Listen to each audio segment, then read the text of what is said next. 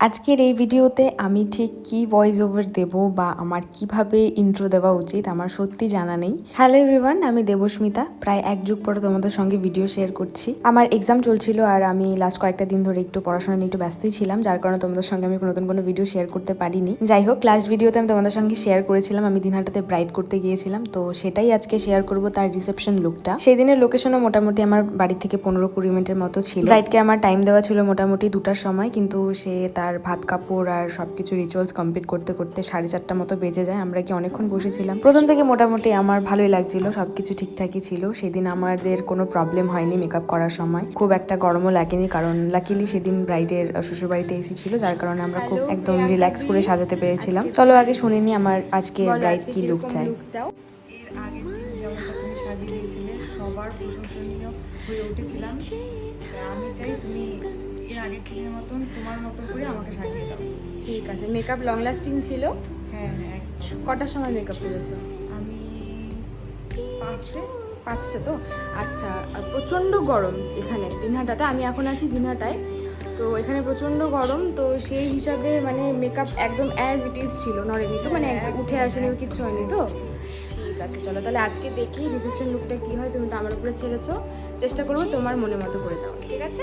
চলো দেখি আফটার লুকটা কি আসে। শুনেই নিয়েছো, আমার ব্রাইড একদম বলেই দিয়েছে আমার মতো করে সাজানোর জন্য, তো সেভাবে আমি মেকআপটা করা স্টার্ট করলাম। আজকে কিছু বিষয় নিয়ে তোমাদের সঙ্গে কথা বলবো, যেগুলো নিয়ে আমি এর আগে কখনো কোনো ভিডিওতে কোনোদিনও কিছু বলিনি, বাট এখন আমার মনে হয়েছে যে জিনিসগুলো নিয়ে আমার কথা বলাটা উচিত। আজকের এই বিষয়টাকে কেউ নেগেটিভ ওয়েতে নিও না, খুবই পজিটিভ ওয়েতে নিও, আর পারলে একটু বোঝার চেষ্টা করো তোমরা যারা আমার আপকামিং ব্রাইডস আছো বা যারা অলরেডি ফিল্ডে কাজ করছো, যারা ভিউয়ার্স আছো, তাদের বলছি, এই যে যারা আমরা মেকআপ আর্টিস্টরা কাজ করছি এই ফিল্ডে, আমরা প্রথম থেকেই কিন্তু ব্রাইডদের বলি টাইমটা মেনটেন করার জন্য, টাইমটা যেন একটু ঠিকঠাকভাবে তারা বসে, সঠিক সময় বসলে আমরা সেই টাইম মতো তাদেরকে ছাড়তে পারি, তারা টাইম মতো সেখানে গিয়ে পৌঁছাতে পারে, কোনো প্রবলেম হয় না। আজকের পুরো ভিডিওটা তোমরা দেখলে বুঝতে পারবে। এই যে এই সময়টাতে কিন্তু কারেন্ট চলে গিয়েছিল, আমি ফ্ল্যাশ দিয়ে সাজাচ্ছিলাম ফোনের, একটু পরে তোমরা দেখতে পারবে আমি আরেকটা ফোনের ফ্ল্যাশ দিয়ে আমি তখন কাজ করছি, কারণ অনেকটা দেরি হয়ে যাচ্ছিল, কারণ আমরা প্রায় 1 ঘন্টার মতো বসেছিলাম, বাট কারেন্ট আসছিল না, তো কি করব, সেইভাবেই মেকআপটা করা স্টার্ট করি। আজকের ব্রাইড বসতে অনেকটাই দেরি করেছিল, প্রায় 4:30টার সময় সে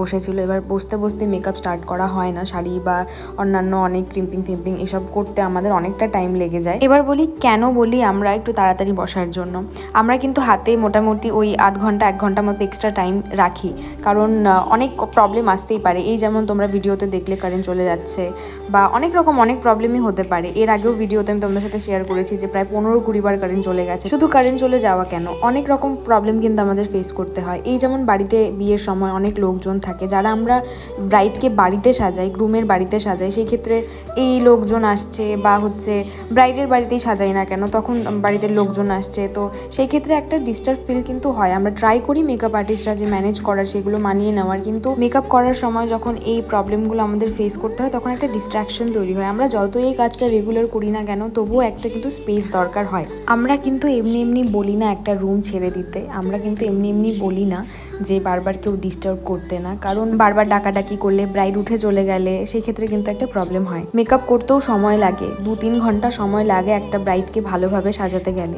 এই জিনিসটা বুঝতে হবে যে ভালো মতো সাজাতে গেলে তাদেরকেও সময় দেওয়াটা উচিত।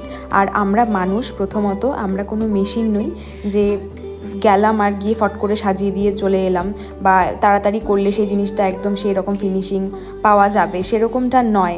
এই কাজটা করতে গেলে সময় দরকার। যারা এই জিনিসগুলো বোঝে না তাদের সাথে মানে তাদের আসলে বলার কিছুই নেই, তারা না বুঝে আমাদেরকে এত বাজেভাবে কথা বলে, বাজেভাবে একটা কথা শুনিয়ে দিয়ে চলে যায়, যেখানে বলতে ইচ্ছা করে অনেক কিছু, বাট বলি না, কারণ হচ্ছে সেই জিনিসগুলো বললে হয়তো মেকআপ আর্টিস্ট ভালো না, বা অনেক কথাই চলে আসে, সেই জন্যই অনেক কিছু স্কিপ করে যেতে হয়। টাকা দিয়ে নিয়ে আসা মানে এই না যে সে খেতে পায় না বাড়িতে, বা সে অশিক্ষিত, সেরমটা কিন্তু নয়।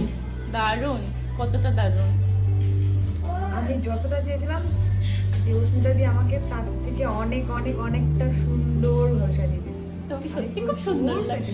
যাই হোক, সেই দিনের এক্সপিরিয়েন্সটাও আমার সেরকমই ছিল। অনেক কিছু হয়েছে, আমি হয়তো পুরো জিনিসগুলো তোমাদের সঙ্গে শেয়ার করতে পারছি না, তবে আজকের লুকটা তোমাদের কেমন লাগলো জানিও, ব্রাইডের কেমন লেগেছে লুকটা। তোমরা হয়তো রিভিউ আগেরটা দেখেইছো, চলো আরেকটা রিভিউ তোমাদের সঙ্গে শেয়ার করছি। দারুণ, অসাধারণ। দেখেছো তো নিজেকে? ফুল লুকটা দেখা হয়নি, মেকআপটা তো আগে দেখেছিলে। আচ্ছা, আই মেকআপ তুমি বলেছিলে সিম্পলের মধ্যে করতে, কিন্তু আমি একটু আমার মতো করে করলাম। হেয়ার স্টাইলে আগের দিন ঠিকঠাক করতে পারিনি, বিয়ের দিন। আজকে ঠিক আছে? একদম একদম ঠিক আছে। একদম আমার মনের মতন হয়েছে তোমার সাজানো। ব্রাইডের ফুল ভিডিও আমি পরে আর নিতে পারিনি, অনেকটাই দেরি হয়ে গিয়েছিল। তো যাই হোক, আজকের মেকআপটা কেমন লাগলো কমেন্টের মাধ্যমে জানিও। কে কোথা থেকে ভিডিওটা দেখছো সেটাও জানিও। সবশেষে একটাই কথা বলবো, যেসব মেকআপ আর্টিস্টরা বাড়িতে গিয়ে কাজ করছে তাদেরকে একটু রেসপেক্ট করো। যারা তাদেরকে ডেকে নিয়ে যাচ্ছে শুধু টাকার দেয়, তারা কাজ করছে না। সাজানোর পর তোমাদের একটা মিষ্টি রিভিউ আর তোমাদের সেই ভালো বিহেভিয়ার, ভালোবাসাটাই কিন্তু তার জন্য যথেষ্ট।